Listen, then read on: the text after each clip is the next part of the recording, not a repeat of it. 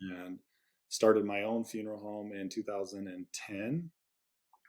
And that was in Spanish Fork, Utah. That was called Legacy Funerals and Cremations, and ran that place by myself and my wife basically for about 5 years, and grew it from nothing to, we were doing 250 to 300 cases a year by ourselves. And at that point, I came across a piece of property that I'd always wanted to buy to build my dream mortuary, because I had plans and a booklet of all the things that I've wanted in a mortuary from the places I had worked over my life. And so I also had a lot of pages of things that I didn't want. So it was a very fresh slate. I bought the piece of property. I just happened to buy it from the city.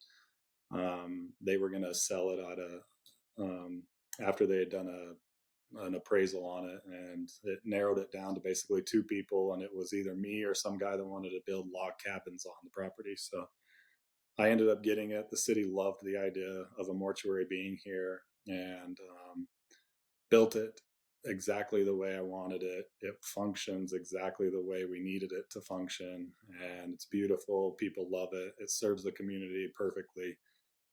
And so it went from, just being a small mortuary in Spanish Fork to all of a sudden now my wife and I are running two locations and getting busier and busier. And we have two little boys. And so we decided, you know what, this is too hard. And we decided to sell the other location and just focus on the new location.